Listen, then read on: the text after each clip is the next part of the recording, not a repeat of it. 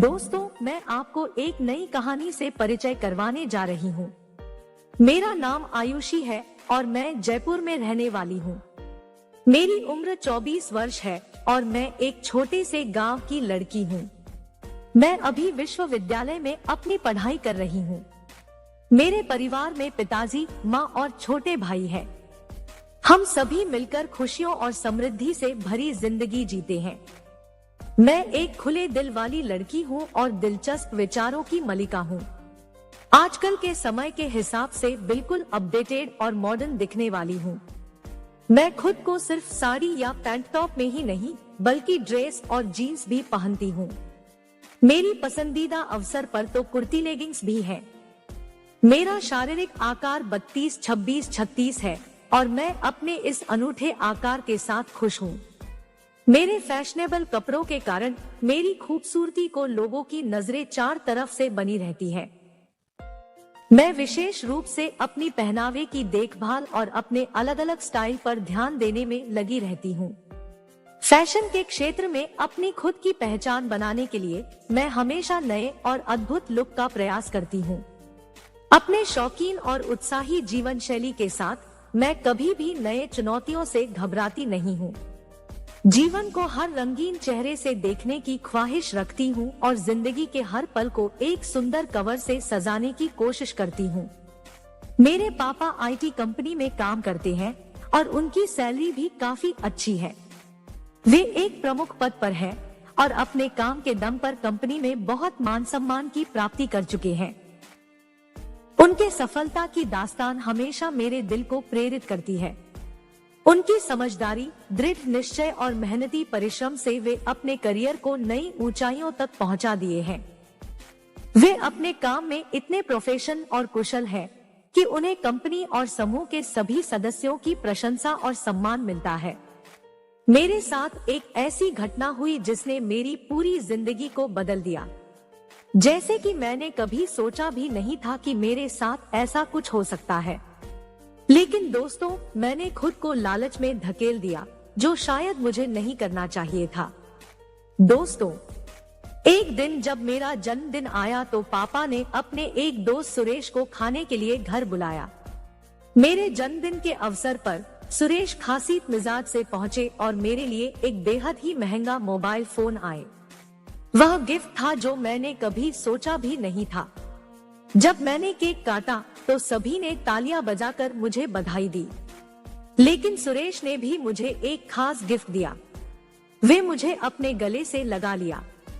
उनका मुझे गले लगाना मेरे लिए कोई आम बात नहीं थी, क्योंकि उन्होंने तो अपने प्यार भरे जज्बे से मेरी पीठ को कसकर दबा लिया था और हम एक दूसरे के सीने से चिपक गए थे। वह मेरे गाल पर प्यार से चूमा और उनकी आंखों में खुशी छा गई थी। उस पल में मैंने एक अलग से एहसास महसूस किया। सुरेश ने मेरे लिए कितना स्नेह और प्यार भरा गिफ्ट लाया था। उनके इस प्यार भरे करीबीपन ने मेरे दिल को छू लिया था। देखने में तो सबको ऐसा लगा होगा जैसे एक पिता के उम्र के आदमी ने अपनी बेटी समझकर मुझे प्यार दिया था, लेकिन मैं जान गई थी कि उन्होंने मुझे किस निगाह से चूमा था। वे मेरे पास आने से पहले ही उन्हें मुझसे अलग होकर बैठ जाना और मुझे उनकी नजरों से बचने की कोशिश करना, ये सब मेरे अंदर की तनावपूर्ण एहसासों को जगाता था। इसके बाद कुछ दिनों तक मैंने उन्हें ऐसे आजमाया और समझने की कोशिश की। उनके अलग रवैये और उत्तेजक ताकत से मुझे साफ हो गया था कि उनकी गंदी नजर मेरे ऊपर थी। वे शायद मेरे साथ खेलने का एक नया खेल खोज रहे थे, लेकिन मैं इसकी शिकायत नहीं कर पाई। अब जब भी वे आते तो मैं बहुत कम ही उनके सामने जाती थी। मेरे अंदर की अनिश्चितता और उनके नजरों में उत्तेजकता के कारण मैं उन्हें संभालने की कोशिश कर रही थी। मेरे मन में अनेक प्रश्न उठ रहे थे और मैं अपने अंदर के संघर्षों से निपटने की कोशिश कर रही थी। यह ऐसी बात थी जिसके बारे में मैं किसी को बोल भी नहीं सकती थी, क्योंकि सुरेश काफी सालों से हमारे घर आ रहे थे और हम सभी उन पर बहुत विश्वास करते थे। उनका हमारे संबंधों के प्रति वफादारी और समर्थन के लिए हमेशा एक खास स्थान रहा है। मैं कई बार अकेले में सोचती थी कि सुरेश हमारी फैमिली के ऊपर इतना क्यों मेहरबान रहते हैं और हमें इतना प्यार करते हैं। उन्होंने हमेशा से हमारे साथ खुशियों और दुखों का सामना किया है और हमें उनके साथ कई यादें जुड़ी हैं। उनकी एक खास बात थी कि हमारे घर आते समय उन्हें हमेशा कुछ खास लाने का मन करता था। वे महंगे गिफ्ट लेकर आते थे, पापा की सहायता करते और हमेशा उनके साथ बिताए वक्त में एक खास मिठाई खरीदते। हमारे घर के इन छोटे मोटे अनुभवों से लगता था कि उनके दिल में हमारे लिए खास स्थान है। उनका यह प्यार और दुलार हमारे लिए अनमोल था और हमें ये एहसास होता था कि वे वाकई हमें अपने बच्चों की तरह प्यार करते हैं। मुझे तो कई बार शक होता था कि कहीं मम्मी का इनके साथ कोई चक्कर तो नहीं है। बचपन से ही मैंने देखा था कि जब पापा नहीं होते तब भी ये सुरेश हमारे घर आ जाते थे और कई बार तो जब मैं कॉलेज से वापस लौटती तो सुरेश और मम्मी घर पर अकेले रहते थे। शुरुआत में मैंने इसे सिर्फ अपने विचारों का एक विषय माना और सोचा कि शायद यह मेरा वहम हो सकता है। हुआ यूं था कि मेरे पापा कंपनी के काम से कुछ दिन के लिए बाहर गए हुए थे। घर पर मैं और मम्मी बस थे। उसी समय एक रात की बात है, मैं अपने कमरे में सो रही थी। रात करीब 12 बजे मुझे जोर की पेशाब लगी और मेरी नींद खुल गई। मैं उठी और बाहर बाथरूम में जाकर पेशाब किया। बाथरूम में मैंने देखा कि टॉयलेट सीट के अंदर पानी में कुछ तैर रहा है। जब मैंने गौर से देखा तो वह एक बलून था जो किसी गुलाबी रंग का था। तब मैंने सोचा कि यह बलून किसने यूज किया होगा और यहाँ क्यों फेंक दिया। क्या कोई यहाँ रंग बिरंगे बलून के साथ खेल रहा था अथवा कोई बच्चा यहाँ आकर खेलने के बाद भूल गया। मेरे मन में यह ख्याल बहुत घूम रहा था, लेकिन मेरे मन में यह सवाल अब भी बना रहा। इस छोटे से घटना ने मुझे कई सवालों पर विचार करने के लिए प्रेरित किया। क्या इस बलून के पीछे कोई छुपा रहस्य है जो मेरे सामने नहीं आया, या फिर यह सिर्फ एक आम और बेबुनियाद घटना है जिसमें कोई विशेषता नहीं है। मैं इन सभी सवालों का जवाब खोजने में जुट गई। मैं बाथरूम से बाहर निकली और देखा कि मम्मी के कमरे से कुछ सुगबुगाहट सी हो रही है। उस अजीब और उत्सुकता भरे नजारे ने मुझे भी रहस्यमय बना दिया। मैं बिल्कुल हल्के कदमों के साथ दरवाजे तक गई और चाबी के छेद से अंदर देखने लगी। वहाँ मम्मी अपने पुराने अलमीरा को खोल रही थी। उनकी आंखों में चमक और चेहरे पर खुशियों की मुस्कान थी। अंदर जो नजारा मैंने देखा उसके बाद मेरे बदन के रोम खड़े हो गए और सारे शरीर में जैसे करंट की लहर दौड़ गई थी। उस दिन मेरा शक यकीन में बदल गया कि इन दोनों का चक्कर चल रहा है, इसलिए सुरेश हमारे घर पर इतने मेहरबान रहते हैं। वे मेरे पिताजी के सबसे अच्छे मित्र हैं, इसलिए उन्हें घर आने की आदत हो गई थी।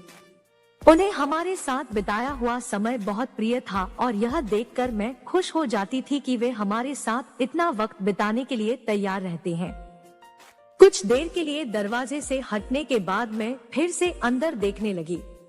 इस बार मैं गौर से सब देख रही थी। टॉयलेट सीट पर वह गुलाबी रंग का बलून आज भी मौजूद था। मैंने यह जानकर जोरदार हलचल मचाई। मेरे मन में सवाल उभर उठे कि ऐसा क्यों किया था सुरेश ने। क्या उन्हें यह बलून पसंद आ गया था और वे इसे यादगार बनाना चाहते थे, या फिर कुछ और रहस्यमय बात छिपी थी इस बलून में। मेरे दिल में कई सवाल उभर रहे थे, लेकिन मैं किसी को बोल नहीं पा रही थी। जिस रात की घटना उस बलून के साथ हुई, वह रात तक मैं अपने कमरे में चिंतित रही। दिल के किसी कोने में छुपे रहस्यमय बातों ने मुझे तकलीफ दी। मैं सोचती रही कि क्या करूं और इस रहस्य को सुलझाऊं। मेरे नींद को भी यह सोच समझकर आने नहीं दिया। लेकिन एक बात तो पक्की थी कि सुरेश का रहस्यमय चेहरा और वे गुलाबी बलून के बीच कुछ न कुछ राज छिपा हुआ था।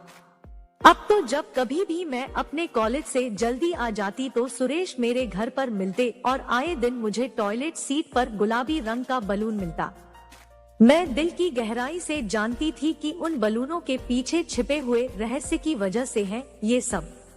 शुरुआत में मैं गुस्से में थी क्योंकि मेरे सामने रहते हुए भी उन्होंने मुझसे इसे छिपाया रखा था। लेकिन धीरे धीरे मेरा गुस्सा एक लालच में बदल गया। मैं सोचने लगी कि क्यों न मैं सुरेश का फायदा उठाकर अपनी जिंदगी में मजा करूं। उन्हें गुलाबी बलूनों के साथ खेलते देख के मुझे भी उत्साह आने लगा। मैंने खुद को वादा किया कि इस बार सुरेश को गुलाबी बलून देकर उन्हें खुश करूंगी। दोस्तों, अगली कहानी में मैं आपको बताऊंगा कि कैसे मैंने सुरेश को अपने हुस्न के जलवे दिखाकर उनकी ख्वाहिशें पूरी करवाई। अपने मुझसे बहुत प्यार करते थे और मैंने उन्हें अपने चारमीनारी अंदाज में मोहित कर दिया। अगली रोमांचकारी कहानी में हम देखेंगे कि मैंने कैसे अपने चारों ओर तारे बिछाकर सुरेश को वश में किया और उन्हें अपने जाल में फंसा लिया। यह कहानी हंसी, मस्ती और उत्साह के साथ भरी हुई है, जो आपको खूबसूरत पलों के साथ आनंदित करेगी। कृपया ध्यान दें, यह कहानी एक मनोरंजन के लिए बनाई गई है और किसी व्यक्ति या घटना से संबंधित नहीं है। हमें आपसे अपने विचार और सुझाव सुनने में खुशी होगी। हम जल्द ही एक और रोमांचकारी कहानी के साथ वापस आएंगे। कृपया हमें बताएं, आपको यह कहानी कैसी लगी? क्या आपको इससे मजा आया? हमें अपने विचार और प्रतिक्रिया साझा करें। आपके सुझाव हमें और बेहतर बनाने के लिए प्रेरित करेंगे। आपका समर्थन हमारे लिए बहुत महत्वपूर्ण है। धन्यवाद।